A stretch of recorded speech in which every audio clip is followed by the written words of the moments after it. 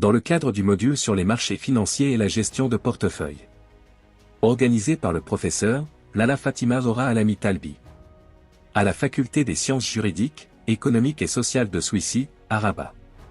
Les étudiants du master, comptabilité, contrôle et audit ont présenté un sujet intéressant sous le titre « La théorie de l'agence et l'efficience des marchés, comment concilier ces deux théories pour atteindre une performance financière optimale ?» Pour répondre à cette problématique, les étudiants ont conçu 3 scènes interactives. Première scène, une émission télévisée fictive intitulée « Débat d'actu ». Cette scène illustre la relation entre la théorie de l'agence et la gestion de portefeuille. Pour enrichir le débat, 2 personnages ont été invités, un théoricien, représentant un professeur, et un gestionnaire de portefeuille, offrant une perspective pratique. Monsieur Ayman, s'agit-il d'un exemple typique de ce que la théorie d'agence cherche à corriger? Oui, exactement. L'alignement des incitations des agences sur les objectifs des principaux permet de réduire les conflits d'intérêts potentiels. Mais cela ne permet pas de résoudre tous les problèmes. La transparence et la surveillance restent essentielles pour garantir que les agents ne profitent pas de leur position d'information. Est-ce que quelque chose que vous voyez également dans le secteur financier? Oui, tout à fait. Et dans mon métier, je vois souvent que les décisions ne sont pas prises uniquement en fonction des incitations financières. Certains gestionnaires sont motivés par des considérations éthiques ou par leur réputation sur le marché. Parfois, ils choisissent de recommander des produits financiers plus durables ou éthiques, même si cela ne leur rapporte pas nécessairement plus d'argent à court terme. La deuxième scène, sur l'étude de la théorie de l'efficience des marchés et de leurs limites. Les étudiants mettent en place une situation concrète dans laquelle un client, confronté à un problème financier, demande des conseils pour le résoudre.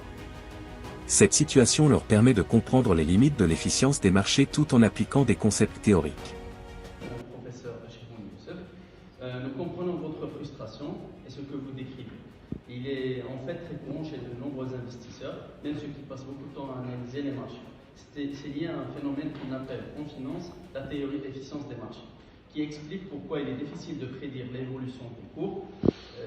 Permettez-nous de vous expliquer cela avec un exemple. Prenons un exemple local et pour rendre cela plus concret. Vous avez peut-être remarqué que des sociétés comme Tijari Wakaban ou Courgemark voient leurs cours fluctuer de manière imprévisible, même après des annonces ou des rapports d'activité qui semblent prometteurs. Pour conclure le projet, une table ronde a été organisée afin de discuter de la problématique principale. L'objectif était de répondre à la question: comment concilier la théorie de l'agence et celle de l'efficience des marchés pour améliorer la performance financière? La confiance et la limiter les comportements opportunistes.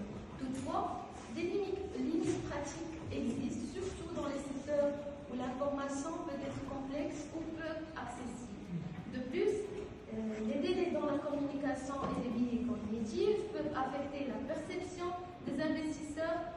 Ainsi, bien que la transparence et les incitations soient fondamentales, leur efficacité dépend de la capacité des entreprises à simplifier l'information et à établir un dialogue clair avec les actionnaires.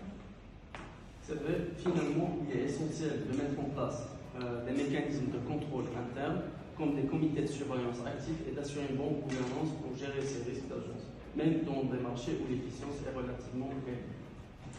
Alors, à travers cette scène, on a essayé de mettre en lumière et on veut montrer que la théorie d'efficience et ses agences, plutôt que la théorie d'efficience, elle est là pour plus ou moins atténuer quelques problèmes de celle de l'agence, mais elle ne peut pas atténuer tous les problèmes de la théorie de l'agence.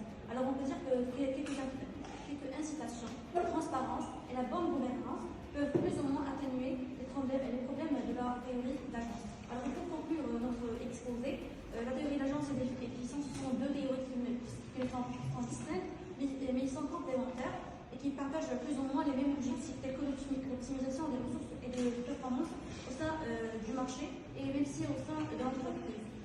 La théorie d'agence met en lumière les conflits comportementaux, opportunistes et potentiels, tandis que celle de l'efficience se concentre sur une meilleure utilisation possible des ressources et ajustement des prix sur le marché. Merci.